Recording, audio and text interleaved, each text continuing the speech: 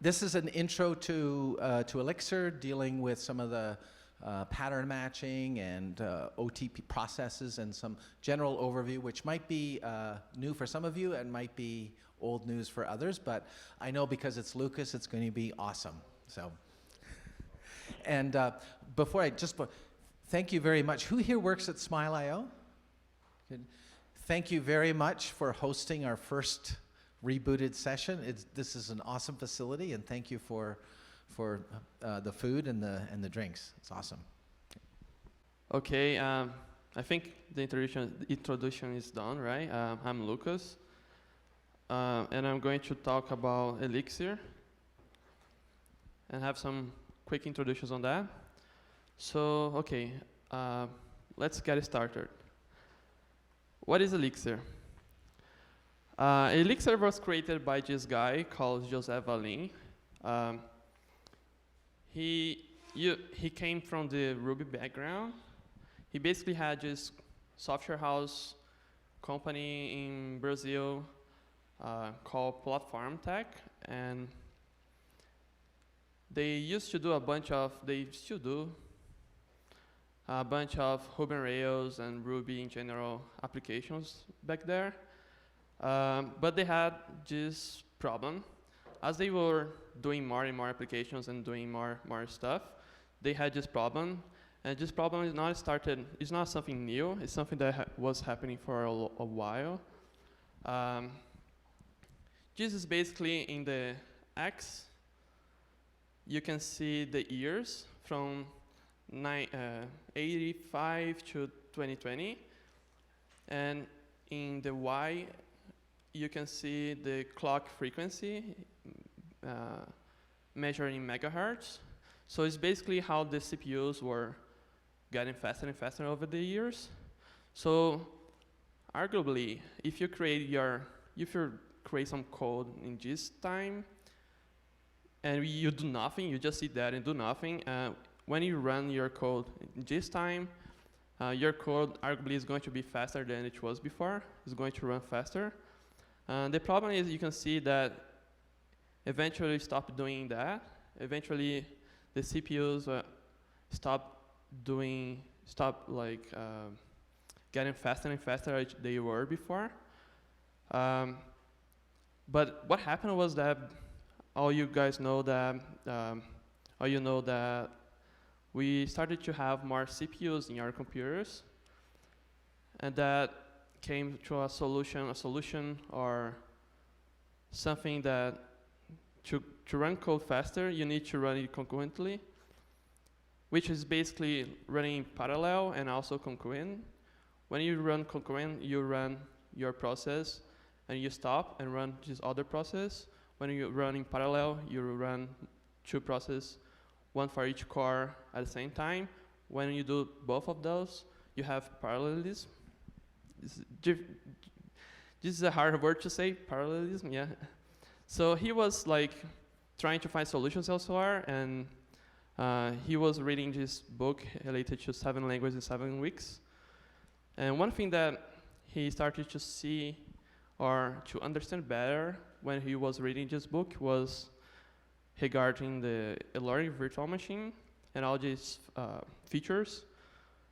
Like you can run distributed code elsewhere. You have really good scalability features. You could be fault tolerant, which means that you can just restart things that just crash or crash more things if you want in the application layer. But the thing is, the Erlang machine was created for those things. I'm too young to know what they are.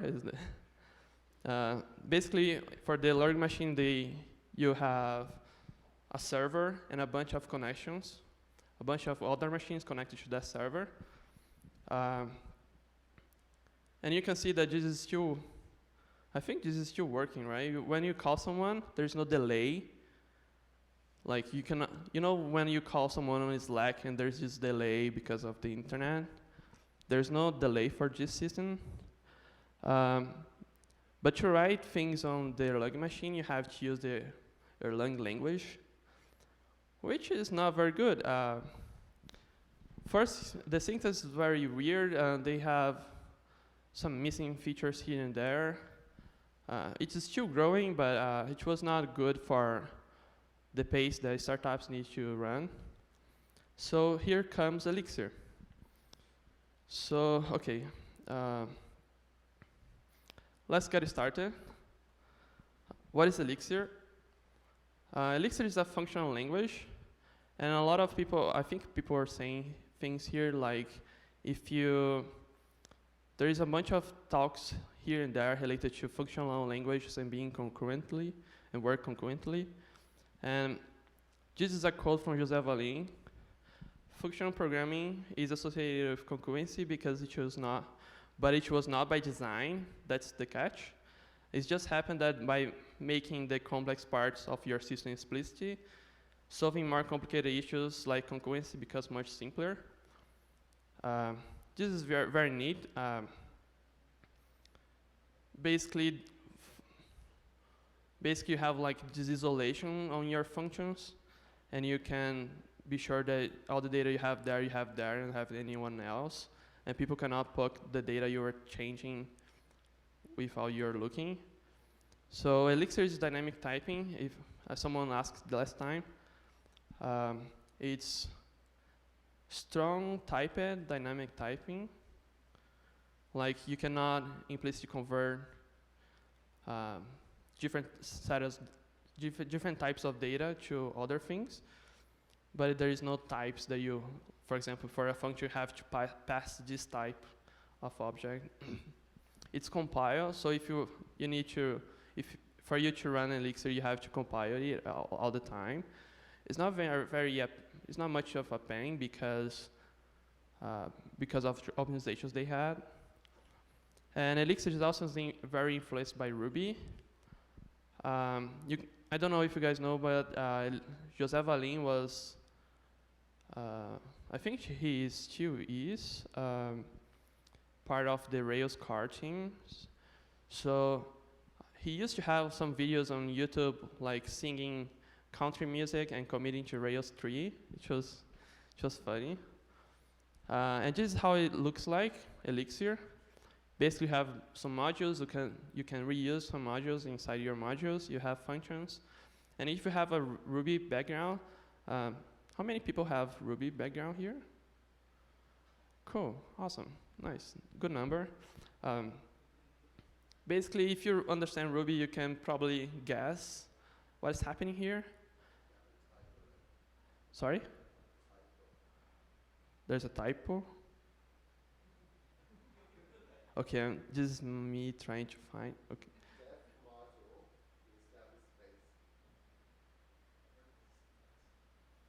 Okay, no worries.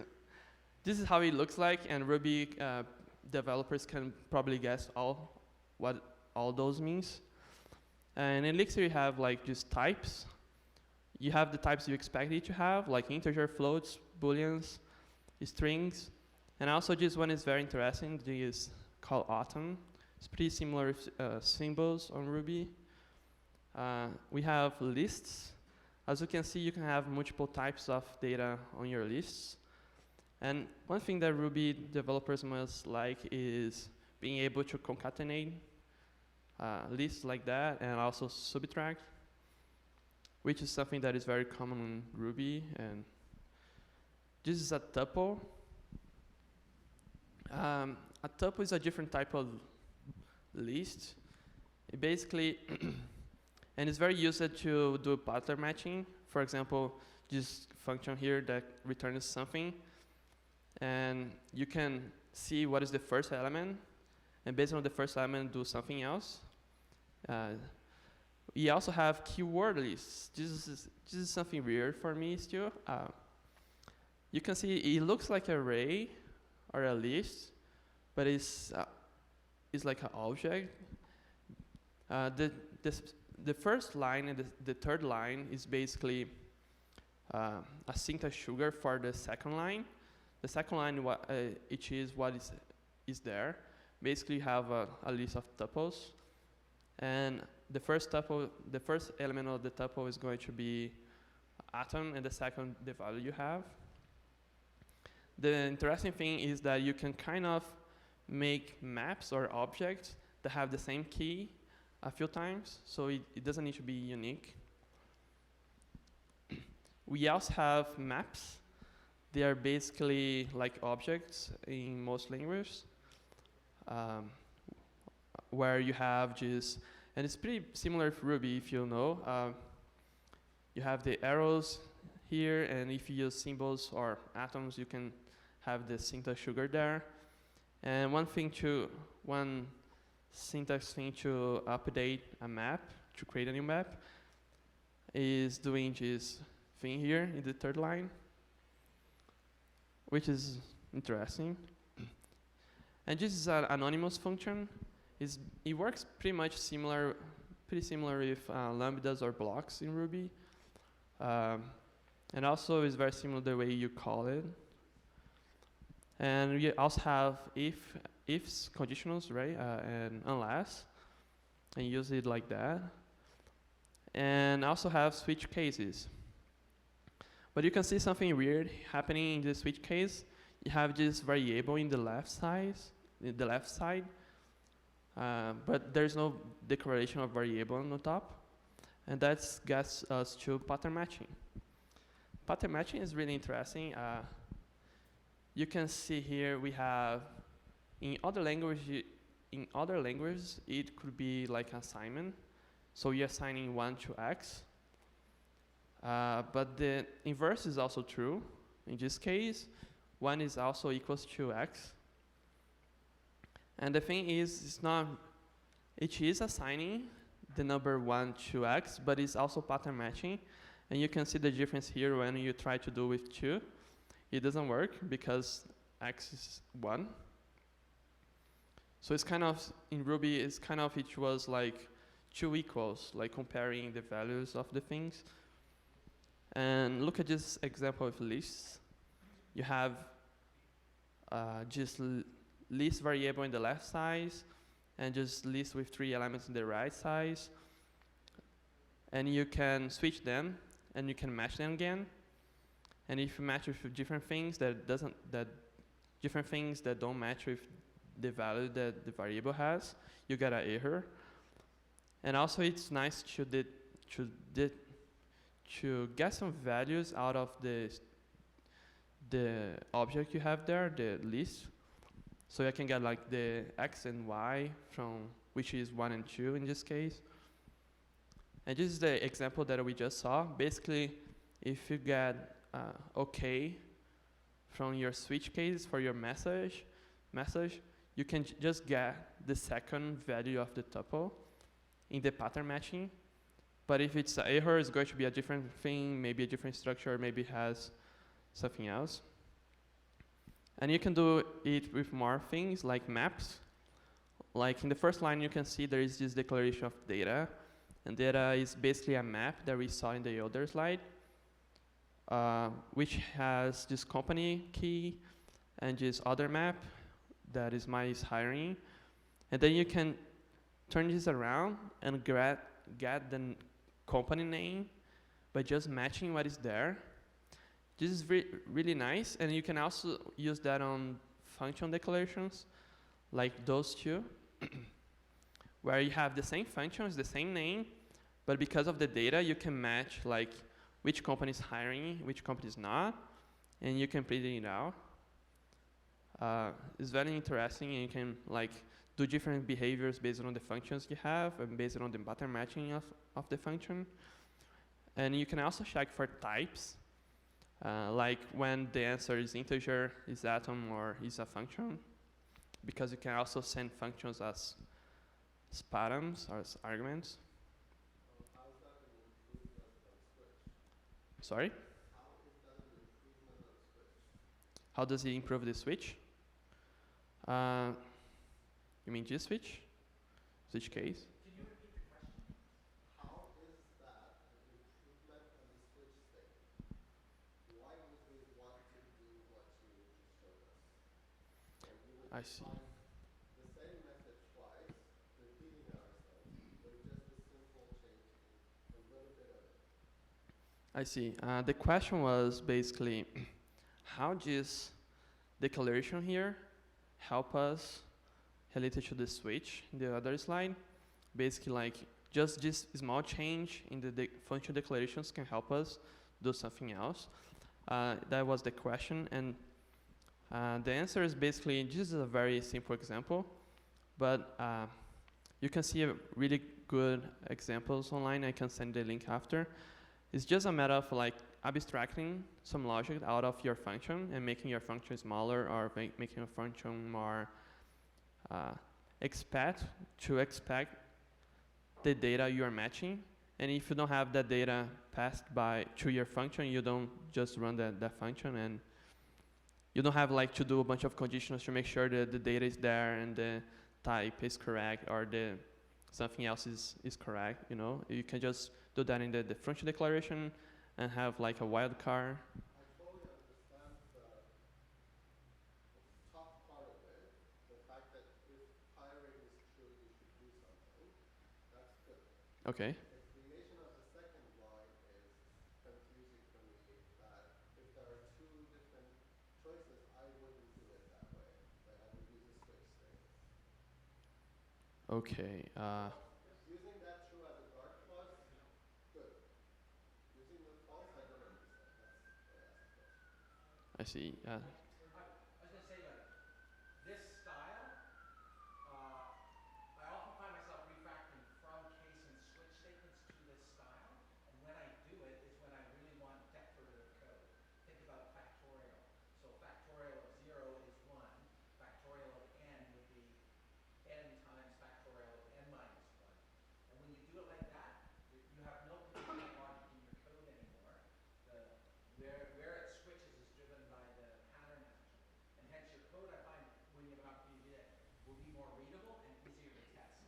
Because you're reducing the complexity of one function with having conditional logic into two very simple functions that happen to have the same Name. name and parameter list. So it's really about trying to be more declarative and expressive with code. And you do use case statements, but the pattern matching is usually what people go for as they get better and better at Elixir. Cool. And you could also match on, like, say, let's say you have 5 different variables, and 3 of them had to be certain values. Yes. That would also make this more, I guess, simple, cleaner. Yeah, so to summary is basically to reduce complexity of your functions, right? So you can match a bunch of things and reduce the complexity of each function individually, instead of like having this big function where you have a switch case that does a bunch of things. That's what you guys are saying. Cool. Okay, so we have. And sometimes case is the right choice. Yeah. It's not like this is better. You have both. Yeah, you got both. Awesome. Okay. So yeah, the pipe operator. The pipe operator is something that they try to add to Ruby, and they remove that. Basically, you have this concept of functions everywhere, right? And you can see here that I'm calling this function first, but each is very in the end of my expression here. And then I'm getting the result of the first function and pass it to the second one, and then getting the result and passing to the next one, and so forth, and so on.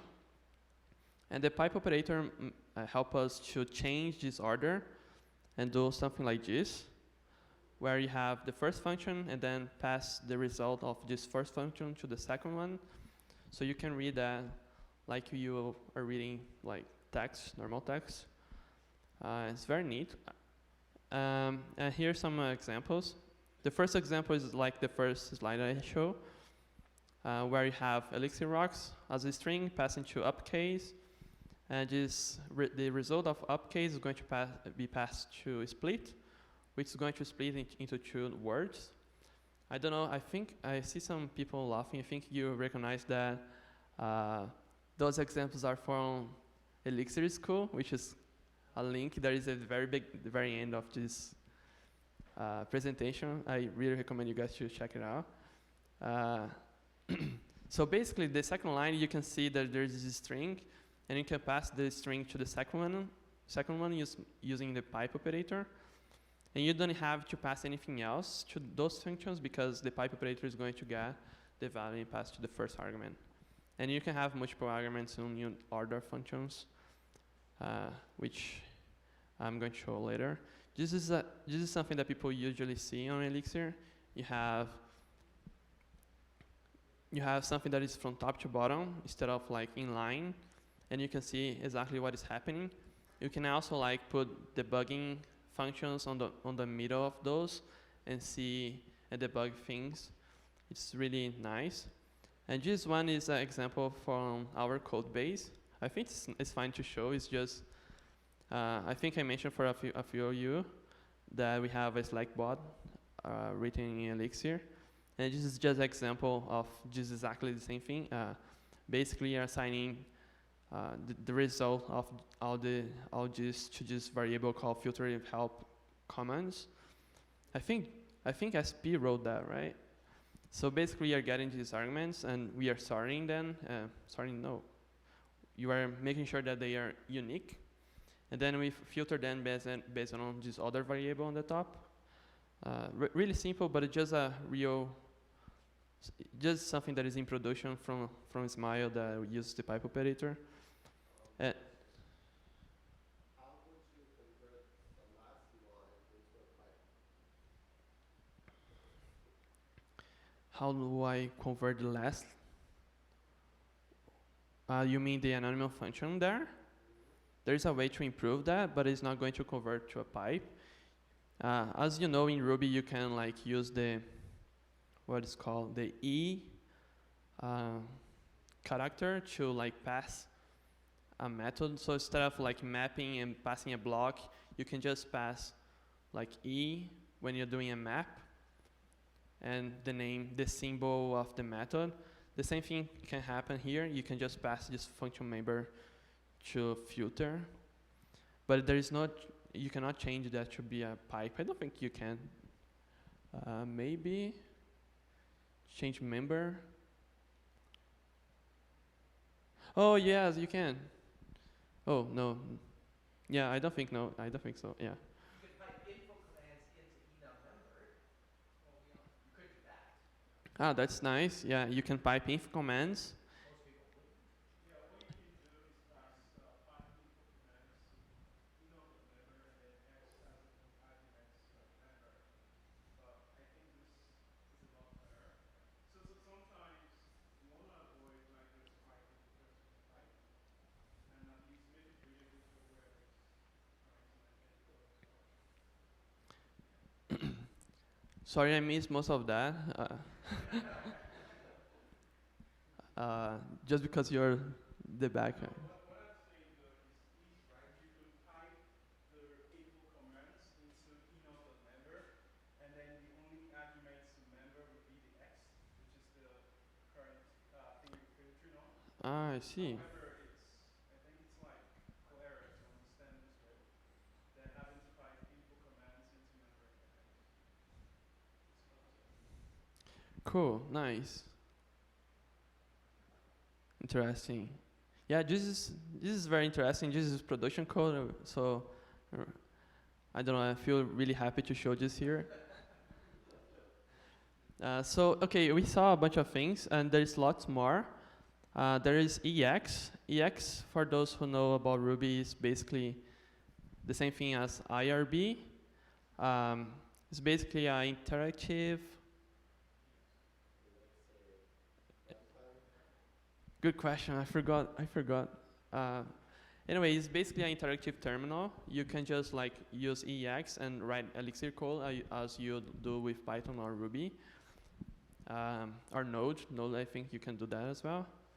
It's very handy for testing your code before doing like presentations. You also have like XUnit is basically pretty much like Minitest on Ruby. Is a tool for writing specs for testing your code. So you can use like you can do TDD and stuff like that. There is Xdoc. One thing really nice about Xdocs is not just that they generate these really good looking docs for you to read that you can also like convert to EPUB and read on your book reader, on your Kindle stuff. But another thing that is really nice about XDoc is that you can write examples on your documentations. And when you run your test suite, those examples, they get run by your test suite. So you make sure that all those examples from your docs, they really work, which is nice. Excuse me. And we also have Mix. Mix is kind of rake and bundle on Ruby. Basically, you have a bunch of tasks that you can run with Mix. You can install your dependencies. You can run your test suite by doing like mix tests. You can also like release a version of your software with mix release. It's basically like a common tool for you to run a bunch of things related to Elixir and projects. Mix is also used to create a new project, like Mix New. It's very handy. And also this is something that I personally really like on Elixir, is that you have this formatter that is by default into the language, which is really nice. And also that people don't really fight against how to format your code. Like for Ruby, we have a bunch of standards. Even the standard, like there's a gem called standard. I think people must know about that. On Elixir, you have GIS, and from your text editor, you just send it to format your code. So eventually, you become like, you don't really care about the formatting. You just write the code and just format things automatically. Is very handy. And we have this thing called OTP. This is something that is, I think, is on the list here if you want to know more about that. But it's basically a set of frameworks and applications that live in Elixir VM that you can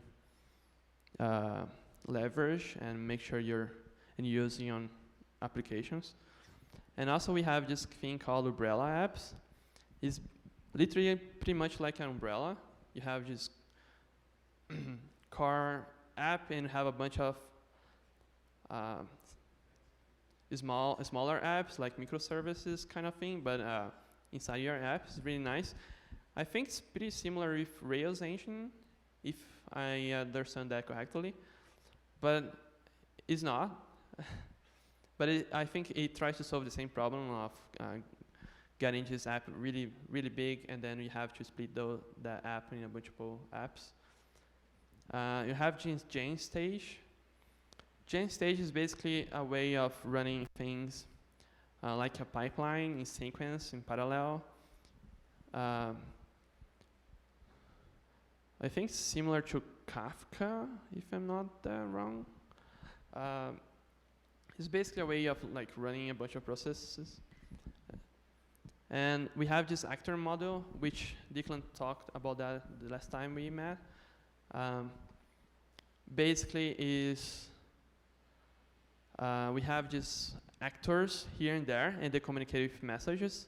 So there's no one changing the state inside the actor. The actor has the state, and you just change the state based on messages. Excuse me.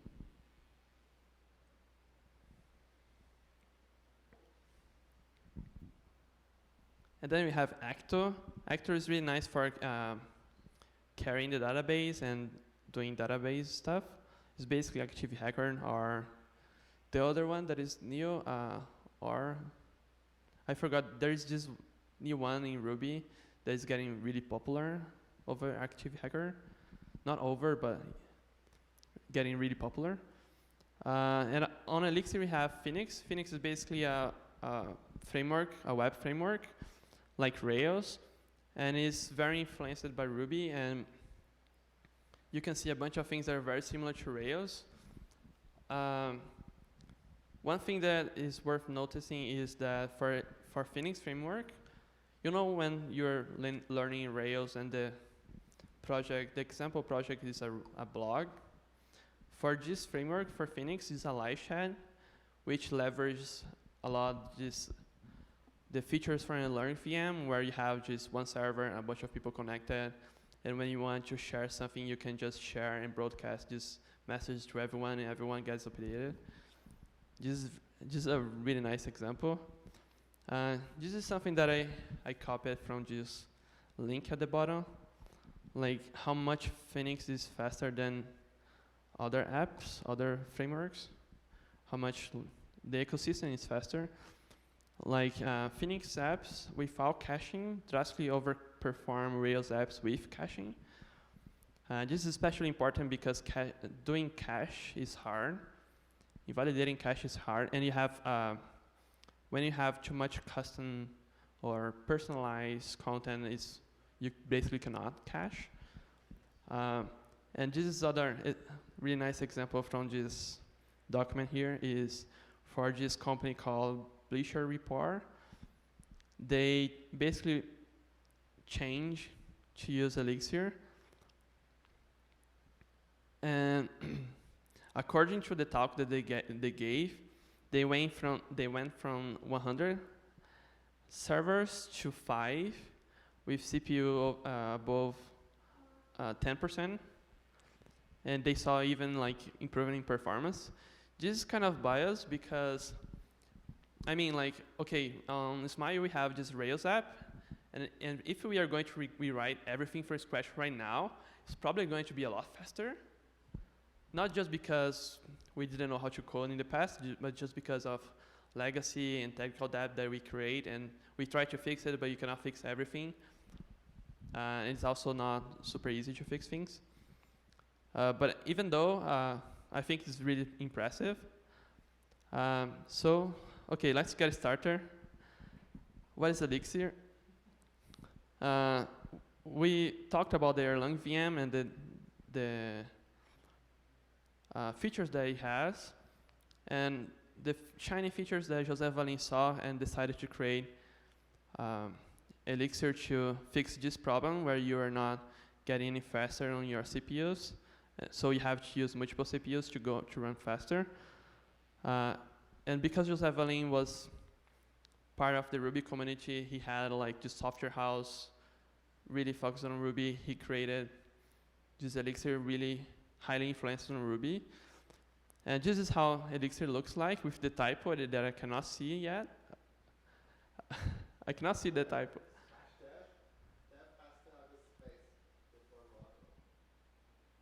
It has to have a space. First line. No. The word is actually def module. Oh, that is defining module. Ah, yeah. Yeah, the word is def module. It's correct. Whoa. Whew. Cool. So yeah, and also like we have just objects, just types, and we can do pattern matching and get the data out of objects that we have about this data. And you can use pipe operators to do things in sequence and be really explicit about what you're doing. And also that Elixir and the Erlang ecosystem is very fast. And you can see this one and a lot other reasons why to use Elixir in this link here. And that's Elixir. Yeah. Yeah, thank you.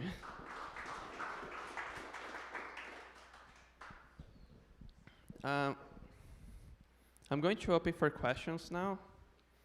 I'm going to try to answer them. But we have this Slack channel. There's this Slack group for Elixir. And we have a channel there. You can just join.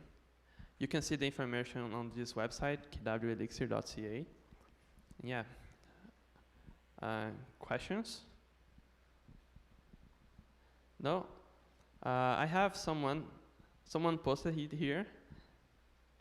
I heard that Elixir enforces immutable data. What does it mean? How does it help with running concurrent code? Okay, that was from someone. So I tried to do this in the EX. This is a screenshot of the EX. You can read, right? Yeah. Basically, I'm defining the same variable a bunch of times. what happens is basically, on Erlang you cannot do that, by the way. You cannot define the same name of variable multiple times, but in Elixir you have. What's happening here is not that you are changing the value of the object, you're just changing the variable and leaving the value that you had before for the garbage collector. This is a very nice example. This is Ruby, it's not Elixir. You can see in the very top I have this method, and this method basically receives an object and defines a new value to the value key, and then I define this object outside of the method, and I define just one value for the value key, and then I call the method. But outside of the scope of this function, I can see that the map here, if I type map, I can see the values change, even though I didn't change it in this in this scope. This is very interesting because on Ruby, all those objects, they pass by reference. So if you change the object inside the function or the method, you can basically change something that is in a high level. Where in Elixir, you have this, I just did this small function to update this value key, and it does the same thing. But when I call the method, the new value gets returned to me. But when I try to use the map variable that I had before, it's not changed. It's still 1. That's the difference between like having immutable data, enforcing immutable data. And something that I asked on Slack today was, how does it help with running code concurrently? It's basically immutable data, because there is no one changing the data you have. If you're not looking, it's a lot easier to write concurrent code. So that's how it helps. Yeah, that's how it helps. Like if you are not looking, you can be sure that this data is the data you are changing. Okay, there is another question from someone from the internet. Where do you go to learn more about Elixir and ask questions? I have these links here. They are really nice, and some of them are talks, some of them are blog posts, some of them is like related to Rails, or how to find Elixir companies to work for. But one thing that I did today was just to take this screenshot and also to learn, because I didn't know, was ask questions in the Slack community. The Slack community that is in the website. We can ask questions there and then answers, and they answer. One thing that I noticed was really nice was basically like, okay, I asked these stupid questions in the general channel, and Eric, one of the car team members, someone who like writes Elixir, maintains Elixir, answered the question, which was really nice. So yeah, how to get help is basically, I have a bunch of links, even Elixir School, where most of the examples I have, they were from there, and also Slack.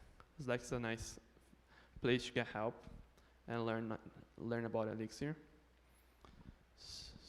list of links, did you post that on the meetup site or anywhere? I didn't yet. I'm going to do that right after. And also the slides as well. If you could do it, like GitHub posted that, so you just post one list and multiple links on the meetup, that's easier. Sorry?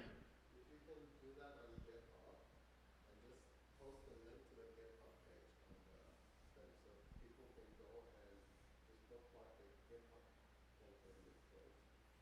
That way it's much easier for data retrieval than retrieving it from meetup page. Yeah, makes sense. I'm going to, actually, I think I'm going to add this.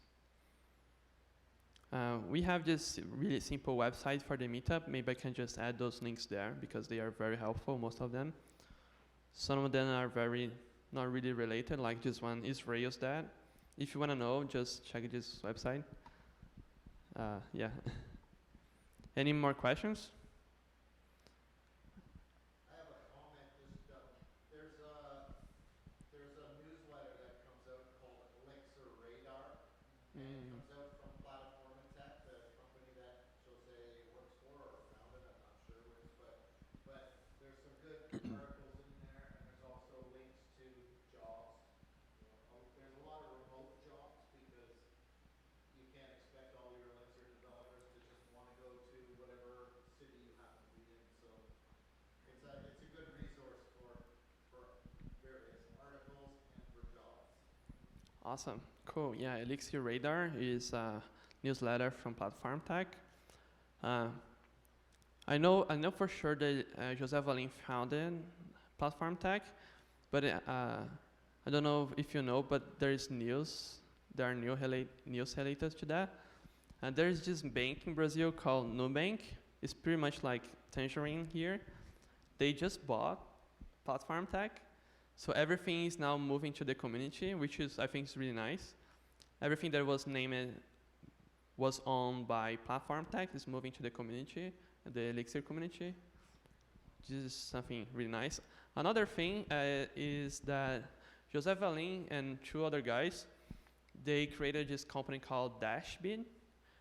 It's basically like if Smile decides to run Elixir here, they can just hire Dashbid and have José Valim available for answering questions and participating on discussions about architecture and stuff, which is really nice for adopting Elixir.